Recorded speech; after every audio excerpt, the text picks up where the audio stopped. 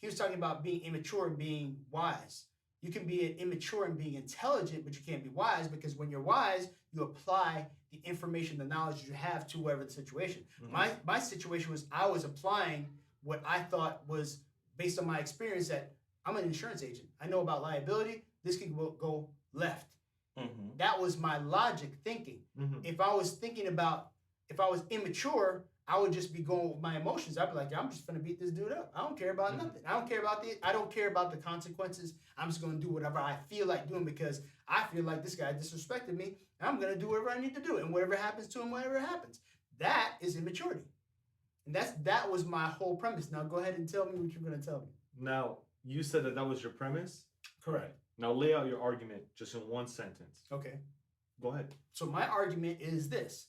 If you are mature, right, you apply wisdom to situations and use your logic. Okay. And if you're immature, right, you can be intelligent. And so his premise is that you can be intelligent and know and still do it, still have the action, still commit a emotional action regardless, and bypass your logic, and then be able to me, that doesn't make sense, because to me, if you bypass your logic, then you're not mature.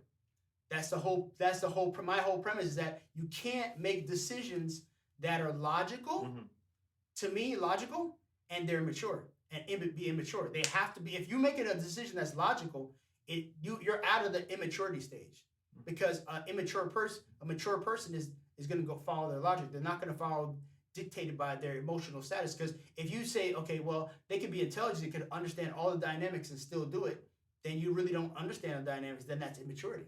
Because maybe you just want that consequence.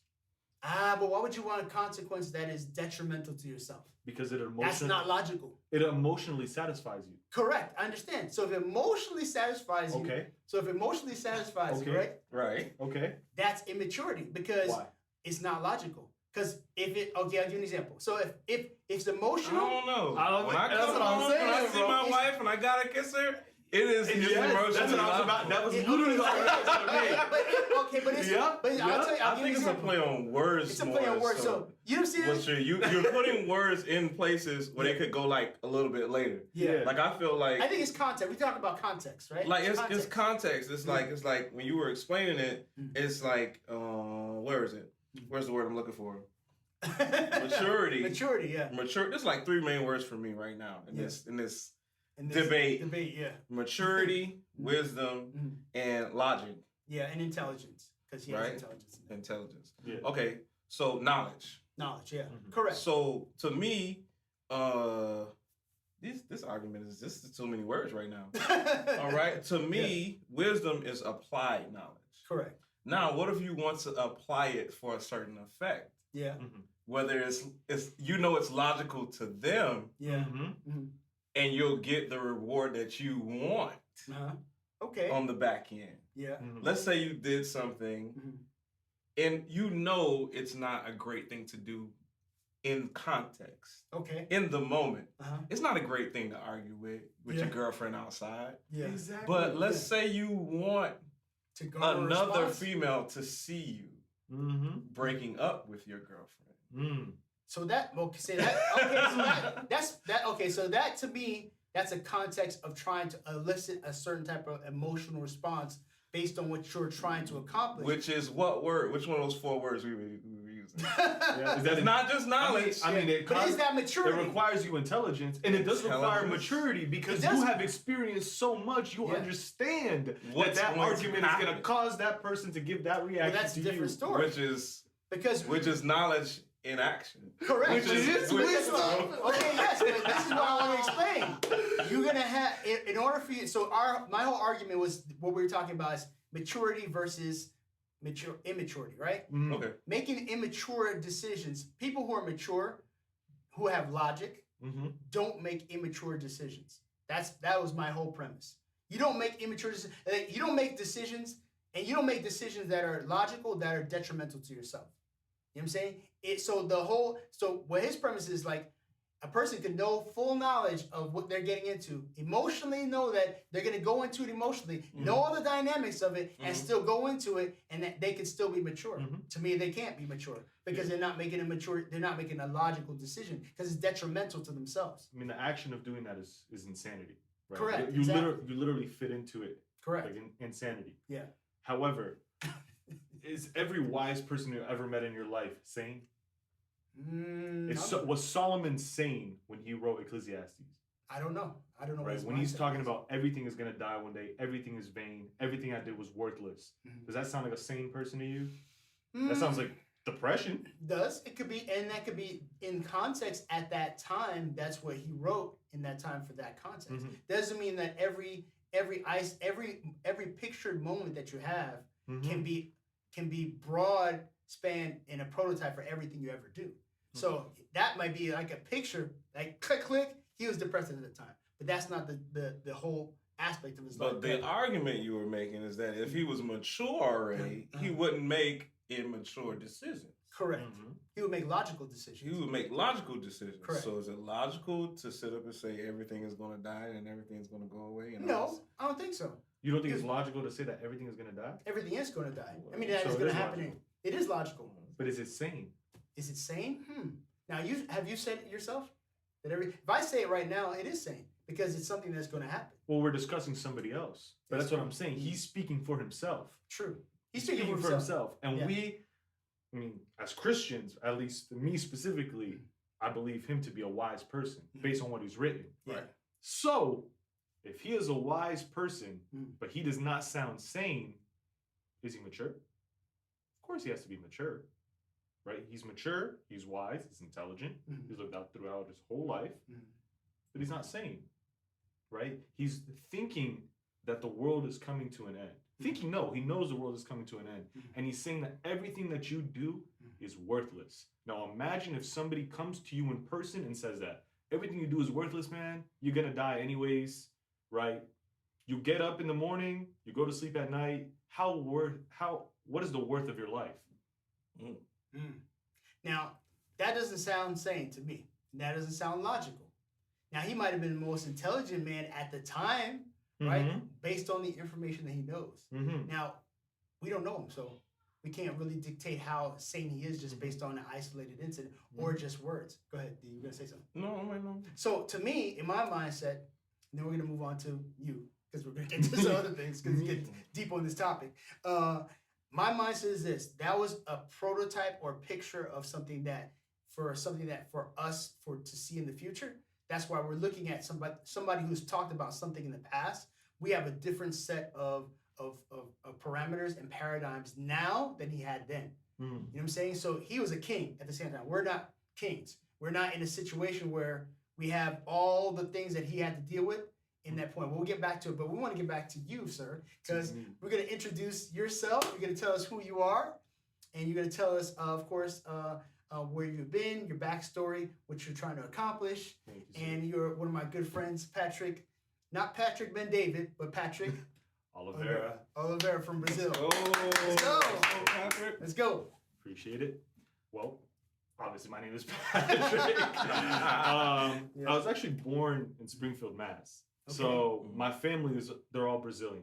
Now, obviously, my father and my mother, their parents come from different parts of the world. Right? My mom's side of the family, they're Italian. My dad's side of the family, they're African. So they then immigrated to Brazil, and then they decided to immigrate to the U.S. Now, my parents obviously came for a better life. Brazil, especially at the time, it still is, but at that time, sucked. Pretty dangerous. Yeah. I mean, it's actually less dangerous then than it is now. Now it's pretty bad, bro. Really? It's pretty bad. Yeah. Wow. Brazil, at one point, I think it was about 8 years ago, we had 60,000 homicides in a year. Which is, I think, 3 times as much as America has with a smaller population. Wow. Yeah. So we would definitely need a better justice system, right? Brazil's a very corrupt country. A lot of issues. Socialism does play a factor into it, but that's pretty normal. Government corruption. Yeah. You're gonna want money to come directly to you at one point. Right. Yeah. You cut out the middleman. Yeah. So, and once you have a very large welfare program like that, everybody depends on the government. Nobody can really grow. Yeah. Right. That's one thing. Like if you're dependent on somebody, you're not gonna grow yourself. Yeah. Right. It's kind of like You ever see those vines that like kind of grow on a tree and they latch onto the tree, right? As much as the tree is like strong and it's sturdy there, that vine is just sucking the juice out of that tree. Yeah. And that tree will never grow any bigger. Yeah. Right. There's a specific word for that vine, but it's a parasitic vine. Yeah. And unfortunately, not just in the country, but in life specifically across the board, there are people that are just parasitic to you. Yeah. They attach to you. But that's a different story. That ain't got nothing to do with what I. We'll tell that story in part 2. Yeah, we'll say that in part 2. Yeah. But yeah. So my parents came from Brazil in '98, August 11th of 1998. I was born August 11th of 1999. So exactly 1 year after, I was born in Springfield. I was born in Liberty Heights, Springfield, Bay State Hospital. Left, moved to Florida at the age of 14, and then I moved to Wellington, and then at 16 I moved to Boca, and then here we are. Here we are now. Yes. Semi-professional soccer player. Yeah, so you're very deep into like any person from Brazil or Argentina, bro. They're super deep on like soccer. Like, bro, tell us about your whole soccer situation, bro. All right, man. Like, here's the thing. I'm not really much of a baller. I just happen to be in like situations with ballers, thankfully. Right. So I did play for FC Florida. I played for an academy. I played for Schultz Academy. I played for Deportivo de Fair Play. I don't know if you know much about soccer, but Falcao Garcia, who was a really big player in Atletico Madrid and for Colombia, Monaco. He came out of that academy as well. So I've been around some pretty good ballers, thankfully, and came out of some good academies. I myself never dreamed, and like Dirk always gets on me because of this, I never dreamed of becoming a professional soccer player. It just wasn't for me. I always wanted to become an attorney or a diplomat. I never wanted to become a pro soccer player. I never had the dedication my other friends had. I have friends in other countries, in Spain. I have friends that went to Portugal to go play. They're still playing there. They're on salary. I sometimes watch them on TV. It's a great experience for them. I just can't see myself doing that. I can't see myself waking up at 5 a.m, running, and then going back to work at 3, like, because they work a lot. Yeah. Right. Professional athlete. Yeah. You have to be at the highest level possible. Right. Everybody's trying to take your position.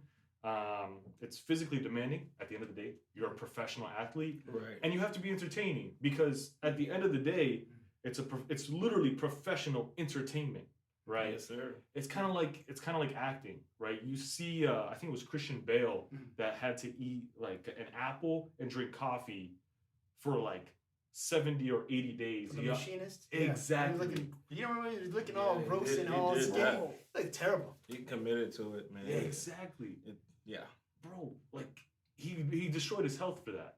Yeah. Yeah. Like it's safe to say he probably shaved a few years off his life expectancy for that, man. Of course. Absolutely. Yeah. So entertainment is kind of crazy what people will do for bread and circuses. Yeah. You know what I'm saying? Like what people will do for entertainment. Yeah. And that goes across the board, whether you're discussing adult entertainment, whether you're discussing professional athleticism, whether you're discussing acting, which is literally professional lying, right? Professional lying. Right. That and attorneys, but we get into attorneys. But yeah, man, like it's kind of odd how we added like professional like professions for things that we actually see deplorable in society. Ooh, wow. Like it. Yeah, I mean, it's true. It's true. It's absolutely true. Because if I went out in the street and I acted like a completely different person, right, you would find me to be a deplorable person. Like if I just completely was fake to you, you'd be like, what the hell is wrong with this guy, bro? He's my friend. I brought him on the podcast. He's out here. We know some people like that, don't we? And he's leveling down. He's leveling down. And then he's completely fake in the street. But if I do that on camera, though, you'll pay me a few $1 million. Yeah. That's maybe true. You might even get a couple of fans. Yeah, exactly. It's crazy. Isn't that weird? Like we put it. It's funny. Like we talked about this before. This other guy was saying like all the things that you like are bad for you. You know what I'm saying? Things you like to eat, they're bad for you. Like things that we put up that are like supposedly like great things, they're bad for you. Mm-hmm. So it's like we see people like faking it, and then we wonder like who are actors and actresses why their marriages are not working together because they're both sometimes just. How do you know when they're acting You know, when your spouse is acting, they could be a great actor. They could just be acting the whole time. When they're a professional liar. You know what I'm saying? They're a professional liar. Like that fooled millions of people at a time. Exactly. So how do you know if like why the person who's supposed to be your wife or husband isn't like faking the whole time? They could be faking. They could just be putting on a character. Oh man, I'll tell you a great example of that is Phone with Dick and Jane.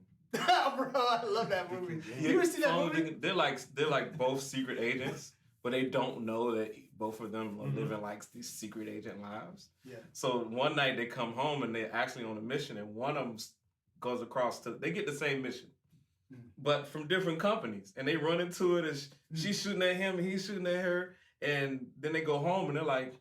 Something tips off like the husband. Mr. Smith. Yeah. The Angelina Jolie movie. Yeah, oh, sorry. yeah. Okay. Phone with Dick and Jane is one of my favorite movies. You know, hey, bro, let me tell you. Jane is crazy. Hold on. You got me. Bro, you know why? Correction. You know why I know that? Because I was like, bro, that's like one of my favorite movies because remember it's like, you know that section where he goes, well, you know, my father used to say, he never says anything after that. He says nothing after that. And it's like my favorite movie because they're digging up trying to get grass and their son's speaking Spanish because the nanny's Spanish. Yeah, that's Phone with Dick and Jane, right? Yeah, exactly. I totally messed the titles up. You ever seen that movie? Phone with Dick and Jane. It's Jim Carrey. It's Jim Carrey and I can't remember it's Tina Leone. But it's like a play on the what was that company that went down? It was on Enron. It's like Enron. It was a play on Enron scandal. What people were doing when it happened. Yeah. So Jim Carrey's this high level executive. They boost him up. They did him like doing him like the company. There's companies doing him. They put him in a new office. And then the owner's like, man, you're doing great here, man. You're doing great. I'm going. He takes him to the what is it called, like the 45th floor or something like that. It was like he meets with the guy. He's like, hey man, you're doing a great job. Then they go up to the helicopter pad. And he's like. Keep doing what you're doing. Exactly. Go for it. He sells all the shares. And he's sold. Like right before that, he sold all the shares.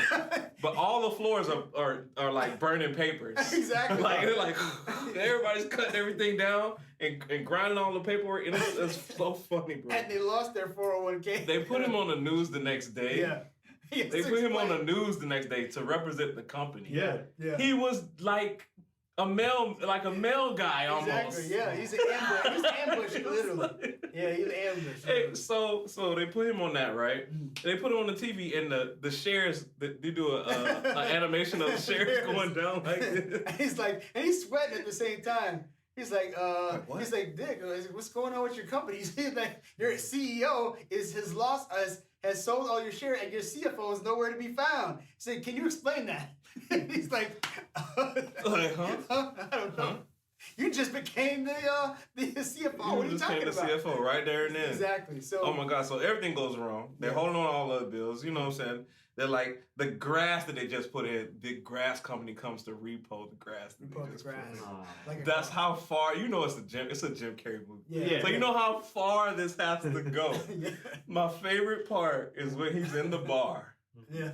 And he's like, he gets on top of the table, and he's in a bar with these rich guys. Yeah, and he's like, look at me, I'm a corporate puppet. And his wife comes into the bar, he's like, why did you give him so many drinks? He's like, ma'am, he's only had a club soda. I like when they start. That sounds like Jim Carrey, man. Yo, it's hilarious. Bro, I have to watch it now because they get to the point where they start robbing people and they get to rob them, but they try to stick up somebody and it was one of their friends that goes, Jim, is that you? And he said, yeah, it was just a prank. It was a prank. No, it was just pranking. And he just pranked. They said, that's Jim from what? That's Pete from The Office. I can't rob him. So you got to go into the other place. They try to go in a corner store and somebody else robs it before they get there. It was ridiculous. Now I've got to go watch the movie again. You got to see it. Understand. But Phone with Dick and Jane. But I was really talking about Mr. and Mrs. Smith. Yes. Right? It's basically Spy versus Spy. Yeah. You know Spy versus Spy? I mean, are you too young for Spy versus Spy? Is that what's I should have said my age. What's the show? Yeah, I'm 24. 24? Yeah. What's the show? Was it it's not SNL. It's was it on the other sketch show? You talking about was it It wasn't on the Keenan Ivory Wayans one. No, what's the other sketch show? It was really big. It was almost up there with SNL. Oh my gosh. But it hadn't been running. Oh, I know what you're talking about. Was it gosh, I remember it is literally in my head. I forgot what it's called. I know exactly what you're talking about. Mad TV. Mad TV. Yeah. I don't know if you've ever seen Mad. Mad, you got to go back and watch Mad TV. Interesting. Yeah, Mad TV is something else. Yeah. So they're like trying to find out who's, you know, well, on Mad TV they had like an animated part, but it just had like this thing called Spy versus Spy. You look up and the spies are just running into each other, killing each other, blah blah blah. So they're doing this entire thing throughout. They're just stretching it out throughout the movie, and it's like they don't know. Yeah. They didn't know who each other were. Yeah. They were both spies. Both had guns hidden in the house different places, and in different places where they lived. They just went to work, came back, and act like they never. Nothing ever happened. Knew. Nothing ever happened. They didn't know. The only thing that set him off was she dropped the knife and caught it. Yeah, he was like, he was like, hey, sweetie, how you doing? Exactly. Yeah. But I believe like most of these movies nowadays are to glorify the other side of life. Yeah. And now it's not even the other side no more. It's kind of people doing this stuff is like kind of normal. Yeah. Like yelling at people in public. Like screaming from your car is absolutely normal now. What? You know what I'm saying? When back in the day, you're like, nah, I'm not gonna do all of that. Yeah, exactly. You gotta That's a little too much. Yeah, it is. I'm a little more reserved than that. No, now it's like it's expected. Really? People want you to honk your horn. You in the car. You ever had somebody want you to honk? Like, man, honk that horn, man. I'm like, you're trying to get me killed. Like, what are you trying? They said you can't do that in Atlanta. That's one of the things you don't do in Atlanta. Honk your horn. Honk your horn. Yeah, you get shot. Yeah. So one of the things like there's gonna be traffic. Don't honk your horn at people. You will get shot. People will shoot you. So, bro, getting back to you want to say something else, D? So, getting back to your whole experience as a law student, why you're not a lawyer now, and give us one of the reasons why basically you have decided not to get into law. Yeah. So after I graduated high school, I went to FIU, right, and I double majored in international relations and political science. So after I leave FIU, I take the LSAT. I don't do too bad. I apply to law schools. I get into Barry School of Law, and I get into Ave Maria School of Law. For those of you that don't know, Ave Maria School of Law is the only conservative law school in the state of Florida. Surprisingly, most law schools are very liberal. Okay. Right. Just I have friends in other law schools. They can definitely vouch for that. So I go to Ave. I finished my 1L year, but in the meantime, I had a friend that was selling Medicare supplements. And he was like, I needed to make some money while in law school. Right? I'm all the way in Naples because that's where the law school is. Just living there. All I'm doing is studying and getting fat. That's all I do. I'm doing nothing at all. And he's like, bro, I got a workload for you. Shout out to Bruno, really good friend of mine. Shout out to Bruno. And he gives me that workload. I actually do pretty well, make some pretty good money. And he's like, you never thought about just doing this full time? Like, how much does an attorney really make? And I was like, fair enough. Like, these are the questions that people should be researching before going to college. Yeah, exactly. Really gotta know. And I had, but like when you take a more in-depth look into your profession, you start to realize that even though it says 90 to 110K for an associate attorney, sometimes it's even less. It comes with a lot of debt, and it comes with a very large workload. Now, don't get me wrong, I have a lot of respect for the legal profession. I have a lot of respect for my fellow classmates that graduated, became attorneys. I worked in 2 law firms, before actually going. So it's not like I had no idea what a workload looked like. Right. But it was enough for me to understand if I'm good at something else that'll make me more money, then I'm going to do that. Because at the end of the day, you have to come to the realization as to whether you work for money or you work for your own reputation. Because there are some people that enjoy the job they do because of the power or the reputation it gives them, but it does not pay them out that well. And there are some people that work just for the money. And they obviously can enjoy it. Like I enjoy being an insurance broker. Where I went on to get my 215 license, went on to work. Met Dirk at the office. It's funny he calls it 215 because we don't in the industry we call it 215. Yeah. So it's weird you call it 215. 215. Okay. Yeah, 215. 215. The license. Get the license. Get the license. Don't get no 240. Exactly. Please. Get a 215. 215. Get a 215. 215. Yeah. But yeah, if you're good at something, do it and don't do it for free. I think the Joker says that. Does he? Yeah, he's like, if you're good at something, don't do it for free. And so, because I was actually good at sales, and like Dirk is also very good at sales, we can attest to our sales skills together. He's very good. I just stuck with it, and at first I was just gonna take the summer off. I'm just gonna do the work, and then the summer ended up becoming fall, and then fall became winter. And winter felt like summer because I was getting paid. So I was happy. Yeah. And so it ends up coming down to, why would I go back? Because once you lose that financial need, why would you go back? Right? Because it's not my passion. I'm not passionate about bureaucracy. All due respect. I'm not passionate about paperwork. And there's this odd idea for people that are outside of law, that law, you're in the courtroom, you're doing all these things that you saw in The Devil's Advocate, or that you, so many people went there because of Legally Blonde and because of Suits, man. That actually pissed me off. I'm like, bro, this is a serious job. Yeah. Like, it has nothing to do with no series, no movie.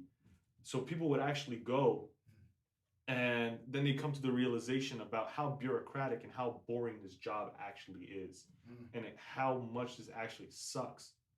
Like, it's the truth, though. Sucks the life out of you. It's the truth. It does suck the life out of you. Yeah. A lot of people don't come to that realization until they're already knee deep in their profession, or after they've already graduated. And this isn't even a question of law. It's a question about college or any other profession in general. Oh man, you speaking to me, bro. This is you are giving me teaching 101 here, bro. Exactly. For so many people, bro. Yeah. The look on your face, I've seen it on so many new teachers. Wow. As you explain that, I've seen that look on so many new teachers, and I go, "You're not in that deep. Yeah. You can get out. You can get out now." They're like, "No, you can make a choice now. Yes. The money isn't that good to you right now. Yeah. Go. I know it looks like it's a steady thing. Yeah. But if it doesn't fulfill you, yeah. I see that it doesn't. Yeah. Yeah. You know, I can see it on you. It doesn't fulfill you to that point. Yeah. You're just gonna take the check and just and swallow the feelings. Yeah, exactly. Every 2 weeks. Yeah, exactly. And just be like, yeah, it'll get better the next 2 weeks. It'll get better. It'll get better the next. I didn't mean to cut you off, but that's my. I'm feeling that same emotion that you kind of explaining right now, and it's like, it's not just teaching. I had it in my brain like everybody doesn't understand this. It's just teachers. We're out here working for pennies on a dollar, and then giving it to the kids, giving it back to the kids, putting it back in the classroom, and then getting, getting to be customer service, instead of teachers. So it's like I connected with what you were saying, man, and I don't mean to stop you, but it's just one of those moments, man. I was like, this is too close to home. Bro, I'd forgotten you were a teacher. Yes, sir. And I was a teacher as well. Yeah, that I remember. I'd forgotten you were a teacher. Yeah. 17 years. Yeah. I did 18 years of teaching. Let me stop. Now let's bring it back a bit, because I'm very young, right? I'm 24. Very young, 24. However, I can remember that even growing up, I had respect for my teachers. Yeah, that's true. Right? Being a teacher was a very reputable profession. Yeah. Even though a lot of people will say, oh, a teacher is one of the most important jobs in society, people sure don't act like it. Especially when their complaints are about their own children. This is true. You disciplined my kid? Is this ain't your kid? My kid? You're calling me for a parent-teacher conference? Bro, you know how many people that have graduated with me that now have kindergartners or first graders that are the devil. Your children are the devil, right? Take care of your kids, bro. Take care of your kids. Ain't nobody got time to take care of your own kids, especially the teacher that's got to teach other children. Like, it's supposed to be a job that you're able to not only teach the kid the material, but also teach the kid how to act in society. True. Yeah. And I feel like that power's just been taken away It's gone, of course, from teachers. Of course. It's you completely robbed, right? Yeah. Like right on the spot, like, and it's I akin it to customer service. I tell people I feel like I'm a Geek Squad. Yeah. Mm-hmm. Like kids. you brought me you brought me something to fix. Yeah. Yes. I'm like, it's not I'm not supposed to fix. I'm not supposed to be the fix. I'm not the fixer. Yeah. Mm-hmm. I shouldn't even be the fixer. I'm not the fixer. I'm not supposed to correct them in everything in every their life. aspect of their life. Because to be honest with you, when you think about a teacher is 360, basically the parent, the counselor, the teacher, the corrector, brother, the disciplinarian, sister, cousin. Exactly. All the stuff that they're not supposed to be, because the family, the nuclear family, is supposed to take care of all that. Because the way society is built, things that are going on with the economy, and you can go to attest to all of these things. We can go deeper into that. But so with all the factors that stop families from actually being cohesive, you don't have time. People don't even have time to start taking their children and molding them in a place where they can get into society, where they respect teachers. Not even, because to be honest with you, if I feel like when I was a teacher, the actual parents, they were too young to have children at the time that they had children, and they never, whatever was instilled in them, they just rejected. So whatever mindset they had when it comes to teachers, now it's like, no, I'm going to listen to my kid first, and then I'll listen to what you have to say. Instead of like, yo, let me talk to, like in my day, they would say, I don't care what you have to say as a child. I'm talking to the adult. The adults are talking, and then we're going to talk about what you did afterward. Like, you don't get to say anything because you're a child, because you don't have the maturity level, and I'm going to speak with a person who's mature. But I think because the society has to a certain point where those children have not been raised with those type of values, they don't have the same mindset. They're like, yo, I'm with my kid. Me and my kid are almost the same age. Like, my kid is like 5 years from me. Yeah. You know what I'm saying? Yeah. So we're together. It's us against you. So that's what we're seeing right now. And it's in everything. I think it's a culture of non-correction. Yeah.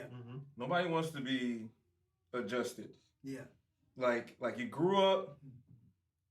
You never got adjusted. You never got nobody. There's maybe one or two people that said something to you. Yeah. Because nobody could say nothing to you because your parent, because some crazy parent decided they were going to defend you throughout all of everything that you ever did. Yeah. Whether you lied, cheated, stole, did good or did bad. Yeah. You have those parents that are just gonna fight for you no matter what. They haven't they haven't looked into it. Yeah. They don't care. Yeah. They don't, or they look into it, but they'll still lean this way. Yeah. They'll never assume that, oh, Johnny is doing this or Devontae is acting up.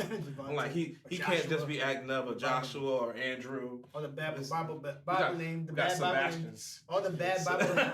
You ever notice all the kids that are bad, they got all the Bible names. They'd be like Joshua, Solomon. You know what I'm saying? It was like that a couple years ago. Bro, I'll give it Jeremiah like 10, the worst kids. 10, 9, 8 years ago. Yes, now it's Jeremiah like is always the worst kid. There's always a Jeremiah. Oh. Jeremiah, the worst kid of all time. Prophet, but man, he'd be the worst kid. I mean, in the Bible, they threw him down a well for a reason. Oh, really? Yeah, they threw him down a well.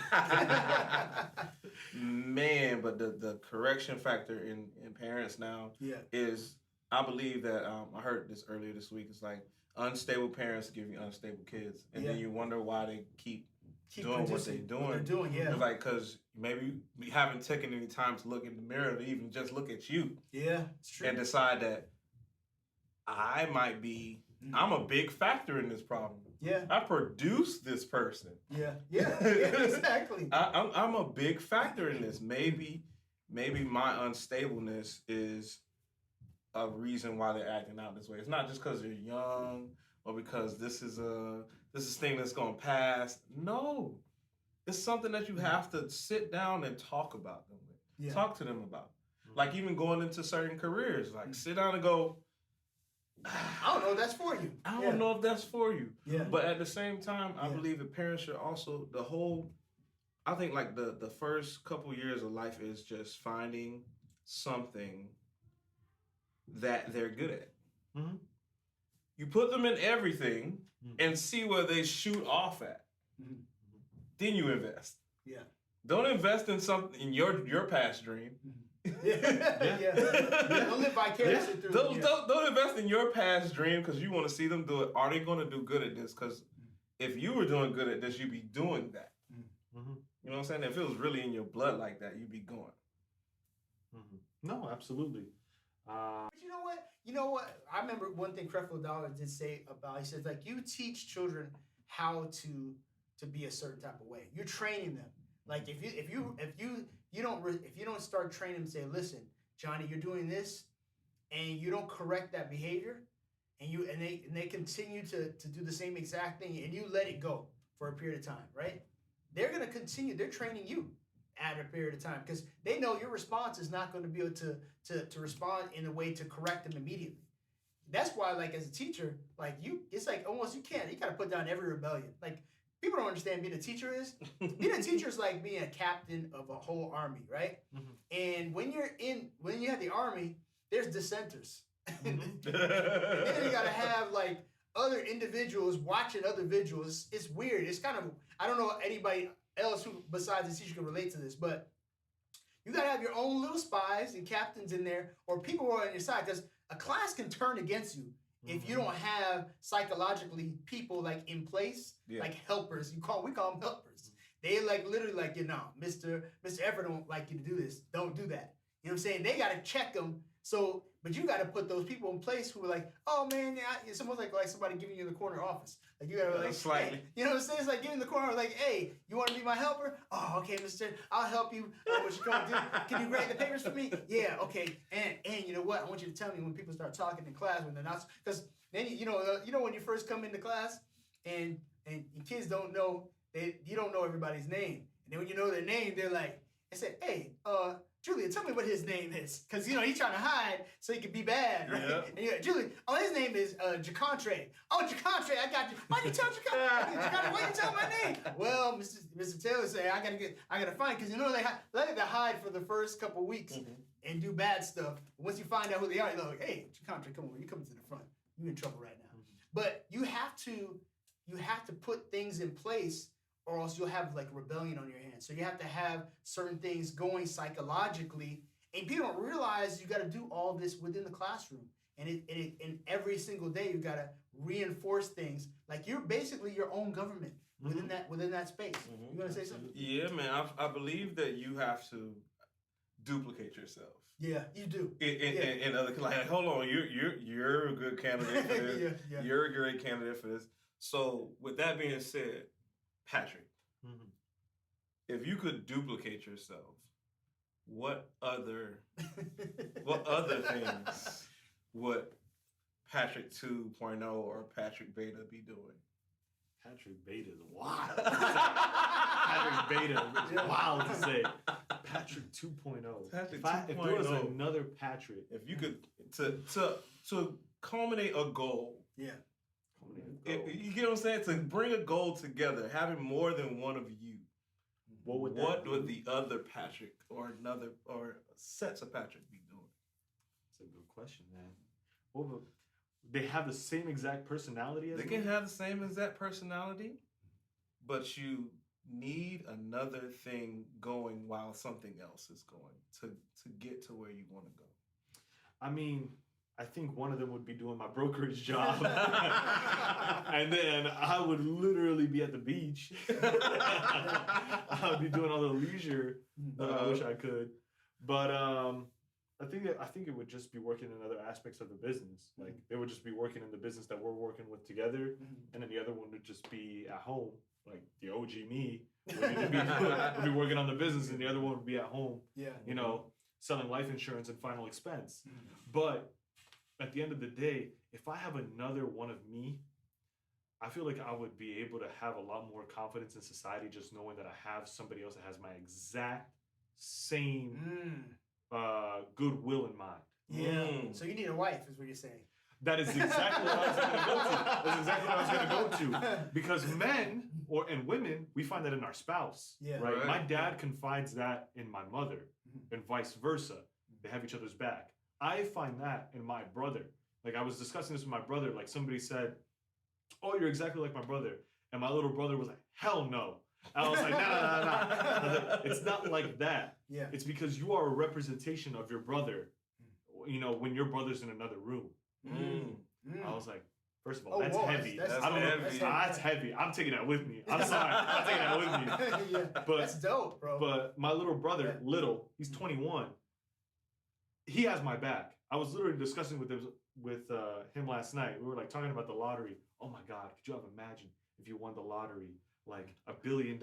Ooh. I was like, if I won the lottery, I'm sending mom and dad to Brazil. They're going straight to the countryside, and I'm bringing you closer to me. Wow. Because you need somebody to trust. True. Especially in today's society where everybody wants a piece of you, but nobody wants you. Yeah. Ooh. Wow. They want a piece of you. They don't want you. They want what you can do for them. Exactly. Not who you are. Exactly. Yeah. Exactly. Nobody cares about you, especially men. Especially men. I got some good friends, though. Yeah, no, we have some good friends, but that's because we're good people. Yeah. Right? We have a sense of morality and a sense of values that were taught to us and that we taught ourselves as time went on. The issue is that for 99.9% of the world, they kind of hate us for that. Right? That's a biblical thing, right? The world will hate you because you follow me. You didn't fall into the same stuff that everybody else around me is falling into. You didn't give up on yourself. You went for it. Exactly. You said, you know what? I have a standard. Yeah. People will hate you for having and a standard. I'm going to stick to that. A higher standard. A higher standard. Because, the thing is, it makes them feel uncomfortable. So when you have a standard for yourself and it's almost like the person who works harder. Well, you making us look bad now. Like, maybe we're not working. Hey, man, chill out, man. You want to hang out with us later? Exactly. And the thing about it is that at a certain point, because I was looking at Kanye the other day, and he was like, he said, my mother instilled a belief in myself that can never be taken away. So when you guys say I can't do something, it doesn't compute to me. Like you say, I'm crazy for thinking this way, or saying I'm going to be a billionaire, or saying I would never be able to accomplish these things if I thought the way you thought.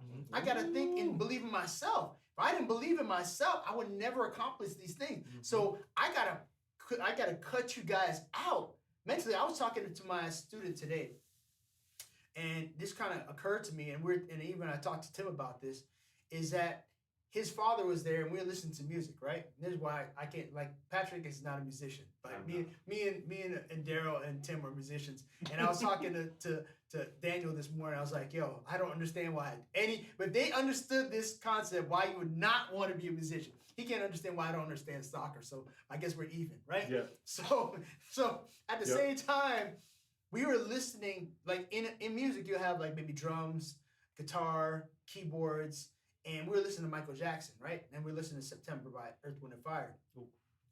If you listen, Quincy Jones is such a genius. He put so many simple parts in there, and Michael Jackson put his little thing in there. And if you listen to one instrument, you'll be like, gosh, he's doing such subtle things. Even Michael Jackson is stacking his voice on top of each other.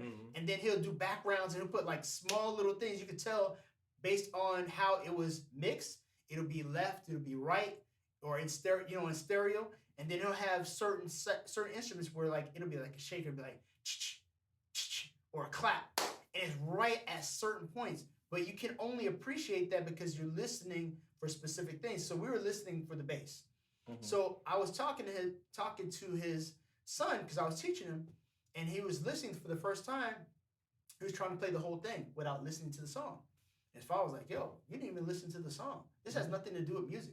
Listen to what you're trying to accomplish and just get all the distractions out. Now, he got self-conscious because his father was telling him, oh, man, you should do this. And he was getting kind of down. I was like, yo, you do the exact same thing you need to do in music in life. You need to listen to the bass line and take out all the other instruments and ignore them all. Just like your father's giving you a certain amount of criticism, you can't let that start affecting your self-esteem right now. Just take that out of the way and focus on the music.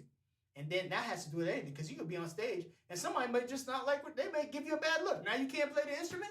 You know what I'm saying? Or you can't focus on what you need to focus on. This can be applied to anything. Yes, you can say, okay, I'm going to decide to create a business. And this is for our Level Up crowd, right? You can decide I want to get a business. But someone's like, you know what? You don't look like you can start a business. Why would you give you who would want to buy anything from you? Mhm. You know what I'm saying? You know what I'm saying? You're the black sheep of the family. Mhm. Why should anybody believe in what you're doing?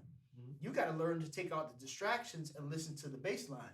Like, yo, I'm deciding I'm going to do this based on what I'm trying to get accomplished and remove all the distractions. So, like, if you're critically listening to music, you key in on one instrument that you play and listen to that. Forget about all the other instruments.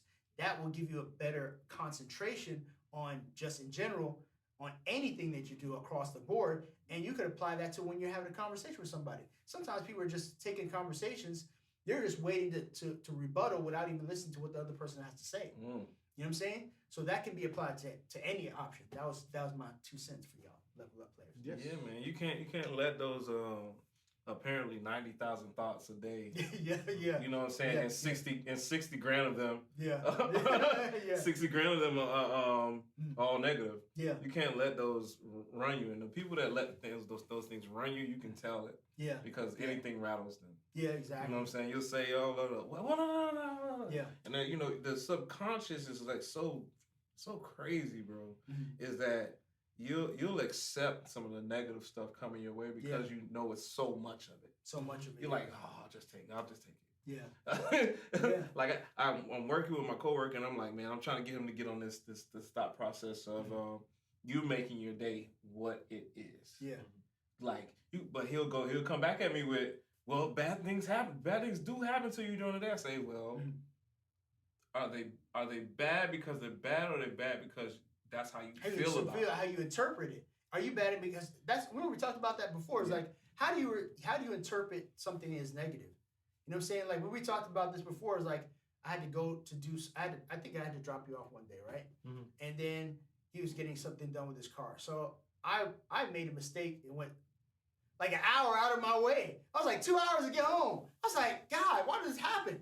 You know what I'm saying? But yeah, we talked about this before with Jody. Exactly, but you don't know what is going to take place in those 2 hours that was saving you from something else. You know what I'm saying? One thing I wanted to ask you, Patrick, like he's 24. Like I wasn't thinking like you think at 24. Like he's very mature for his age. So how do you like? I was always fascinated. Like how did your mindset? Like if I had to stake, when we talk about another individual that we know who's another female who thinks they're mature, but they're not. They're not, right? So Jesus. Who do you think? And I want to ask him. This is my last question. Who do you think was the person who kind of formed your mindset in terms of like, okay, I want to get into law. I want to start thinking globally. I want to start thinking about politics, or start thinking. Because if you talk to Patrick about any of these topics, usually has like something to say on it somewhere, and that's why it's always interesting that he does not want to be an attorney because he has all the proclivities that we see on TV that attorneys have. You know what I'm saying? And tell us like maybe just one story, man, like a crazy story that you had while you were in the law firm, immigration, whatever the case may be, and things that you. I mean, what caused me to? I do have some crazy stories, man. Especially because I used to work. The first office I worked at was medical malpractice, so I got to see. I got to see the dark side of the medical world. Yeah. And then the other side, I worked in an immigration and family law practice. And so I got to deal with people personally. Everyone here knows people suck. They're awful. I keep saying that, but that's because we are. We are the apex predators of the world. And when we stop preying on other animals, we prey on each other. And so because we're in society and this is our environment, this is our habitat, we literally go after each other for literally everything. So you were saying as to who made me mature and who taught me how to think this way, it was my father. Yeah. As much as my father, he didn't have any formal education. He finished middle school, never went to high school. He got a fake ID at the age of 15. He had a fake ID saying he was 18, so he could become a truck driver. He went out. The dictatorship in Brazil fell right when he got drafted into the military. So he has a very hard lifestyle. Yeah. My dad, he literally came from the mud. I had to go see like where he came from. You know, when I went to Brazil, mud everywhere. So he actually had to come out of it. Yeah. My grandfather was a slave. he was literally, we celebrated his birthday was a day he got registered. Right, which is he says that he was in his mid-20s, but obviously we never know his age because he grew up on a sugarcane plantation deep in Brazil, and it was the military that ended up freeing everyone that was there. And I know it's a story within another story. His name on paper is Zenilton Oliveira, right? I have no relation to the actual Oliveira family, right? The Oliveira family, the actual Oliveira family, is Jewish. I'm obviously not Jewish. So and David? and so when my grandfather came off the plantation, they gave him letters. They didn't give him names. So because they were dehumanizing them, right? If you think you're a human being, you're never gonna do that work. Right. You're not gonna get beat by other people. You're too valuable. Yeah, exactly. So when he has the letter, the first thing that comes to his mind is like, all right, my letter is Z. I have to find something with the letter Z. Not many names with the letter Z. So he picked Zenilton, which in Portuguese is Zé is short for José. So which means Joseph. And him being so ignorant, right? No knowledge of the world at all, or even of letters, like couldn't read or write. He thinks, oh, I just want to be called Zé. And Nilton just comes in after because José Nilton is usually the full name. So he's like, oh, I want to be called Zé Nilton. And then the lady's like, are you sure you don't want to be called Joseph Nilton? No, Zé Nilton. Because of the ignorance. And so we celebrated his birthday on the day he got registered with the city because they had to bring everybody into town because these people never really existed. Wow. So he had to get integrated in. And then obviously 8 kids later, because you're living in the countryside in Brazil, you're broke, you're poor. That's your entertainment, Right? That's your entertainment. You got no TV. You got no TV. That's the truth. That's the truth. We're not talking about my mom's family. No. My mom's family is 19 kids. Yeah, because they lived in the countryside too. They got no TV, man. You just got the land feeds all the kids. Yeah, exactly. The land feeds it. And you the can kids have what you want. You know, and the kids are labor. You don't have to send the kids to college, or you don't have to worry about pensions and splitting up the land. So what do you say? We should just get a plot of land because and have two kids. You can have as many if the land feeds everyone. Correct. Yeah, exactly. You should be able to have as many as you want, but we've put in college. Correct. Cars for everybody to drive. Exactly. Entitlement. Yeah, that's true. Entitlement on top of it. Everybody needs a piece of something. Everybody has to have a piece of that. Yeah. You get what I'm saying? Yeah. So even when you pass, like, oh, now we got to split up everything Dad owns. Yeah. Yeah. And now it's a big pain because 18 of y'all and now you want to split something that you didn't earn. It's just part of you. Yeah. So I'm sorry. No, that's all good, man. Gets in there. My dad actually jokes about that. He's like, it was so easy when your grandfather died. Like I remember when Grandpa died. He was like, it was so easy because we were so poor, we had nothing to split. So everybody was like, yeah, it's okay. So it's okay. Yeah, after that, there's no arguments after with the family, like who's gonna get what? Because what are you gonna get? Yeah. Dust? Like there's nothing to get. Yeah. So obviously, with my dad's background, with that came down all upon me right after. Upon me, my older brother definitely got the worst of it. My older sister, right, is the only girl, so she got babied. And my little brother obviously got babied as well. But for me and Carlos is my older brother, we got it pretty bad. Got very disciplined. That's why I see society having more of a problem with fearing discipline as opposed to accepting it. Because my dad disciplined me so well, and I can fully say with a full heart that every BS thing I've done in my life was my fault. It's not my parents' fault because they taught me how to do better. I should have followed my dad's example and my mother's example, and I still try to, right? Because I do fail, of course. But they taught me everything I needed to know. Wow. So, props to my dad. My dad was still an amazing guy. Yeah. He's not passed, thank God. He's an amazing man. And to see my dad, convert to Christianity when I was a little kid, because he converted to Christianity, then my mom followed. Usually it's the other way around, right? Yeah. So to see my dad do that, to see my dad change, to see him work so hard to get what he needed to provide for his family, to see my parents never argue. I'm 24 years old, man. I know they argue. I've been in a few relations. I know you're supposed to argue. But the fact that they never argued in front of me is a big plus, man. Yeah. The fact I never saw my dad tell my mom to shut up, huge. Yeah. Huge. Because the way I treat women now is completely different.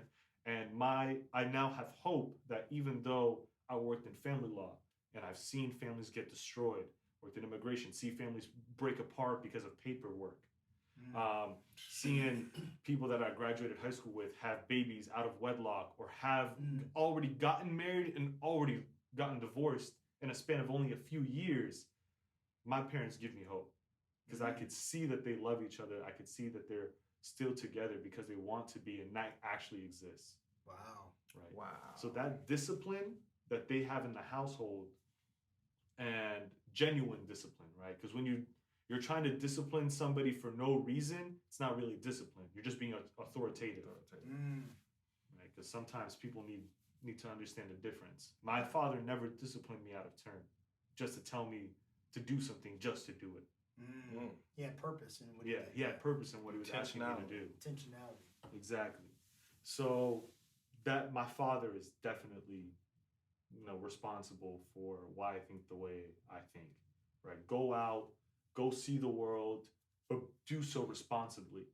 Right? Don't go out and see the world and try to destroy everything and try to wreck people and try to wreck yourself just to experience things. Why? If you know it's gonna hurt you, what are you trying to experience? You're just trying to fall? If you're gonna fall and hurt yourself, just fall and hurt yourself here. Because then I'm here. Preach, Patrick.